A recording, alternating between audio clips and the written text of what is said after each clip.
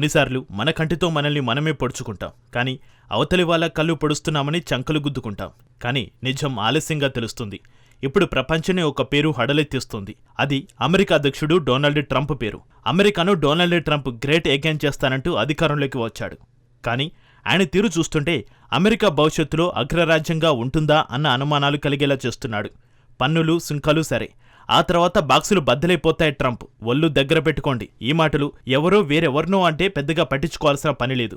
ఈ మాటలు ప్రపంచ కుబేరుడు వారెన్ బఫెట్ అమెరికా అధ్యక్షుడు డొనాల్డ్ ట్రంప్కు చేసిన హెచ్చరికలివి. కెనడా, చైనా, మెక్సికోలపై అమెరికా అధ్యక్షుడు డొనాల్డ్ ట్రంప్ భారీ సుంకాల యుద్ధానికి దారితీస్తాయని వార్నింగ్ ఇచ్చాడు. పన్నులు, సుంకాలు రెండు కూడా యుద్ధంతో సమానమైనవే అన్నాడు. సుంకాలు, పన్నుల వల్ల అంతిమంగా నష్టపోయేది సామాన్యుడేనని, ఉత్పత్తుల అమ్మకాలు ఆగిపోతాయని, తద్వారా మార్కెట్ దెబ్బతింటుందని ట్రంప్కు షాక్ ఇచ్చాడు. తాను నడిపిస్తున్న బెరెక్షైర్ హత్వే గత 60 ఏళ్లలో అమెరికా ప్రభుత్వానికి 101 బిలియన్ కంటే ఎక్కువ పన్నులు చెల్లించిందని, అమెరికా చరిత్రలో ఇంతటి పన్నులు కట్టిన సంస్థ తమదేనన్నాడు. కానీ ఇష్టారాజ్యంగా పన్నులు వేయడం వల్ల ఎవరికీ ప్రయోజనం ఉండదన్నాడు. పన్నులు వేసుకుంటూ పోతే రేపేం జరుగుతుందో ట్రంప్ గ్రహించడం లేదని విమర్శించాడు. అమెరికా ఆర్థిక పరిస్థితి ఎలా ఉందో కూడా చెప్పలేనన్నాడు. అమెరికా ఎలా ఉందోనని ప్రపంచ దేశాలు భావిస్తున్నాయని, ట్రంప్ ఏం చెప్తున్నాడు, గ్రౌండ్ సిచ్యువేషన్ ఏంటన్న దానిపై ఎంతో అయోమయం ఉందన్నాడు.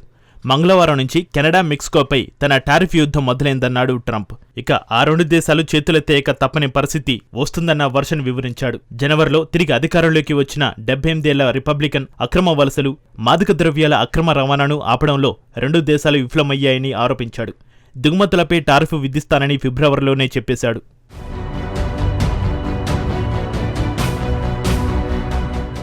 అమెరికా దిగుమతి చేసుకునే 918 బిలియన్ విలువైన కెనడా, మెక్సికో దిగుమతులపై సుంకాలు ప్రభావం చూపుతాయి.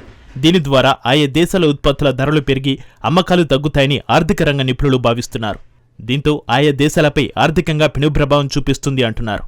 అమెరికా, మెక్సికో రెండు దేశాలు ట్రంప్తో డీల్ కుదుర్చుకుంటే తప్ప ఆర్థికంగా నిలదొక్కుకోవడం కష్టమంటున్నారు. మరోవైపు కెనడా ప్రధాని జస్టిన్ ట్రూడో సైతం అమెరికా ఎగుమతి చేసే వస్తువులపై 100% పన్ను విధిస్తానని, అమెరికాను కూడా దెబ్బతీస్తానని చెప్పేశాడు. ట్రంప్ తమకు చేసే అన్యాయంపై తాము తగిన విధంగా బదులిస్తామని స్పష్టం చేశాడు ట్రూడో.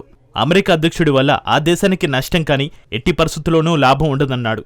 అమెరికా కెనడాకు ఎగుమతి చేసి $155 బిలియన్ వస్తువులపై 25% టారిఫ్లతో వెల్కమ్ పలుకుతుంది అన్నాడు.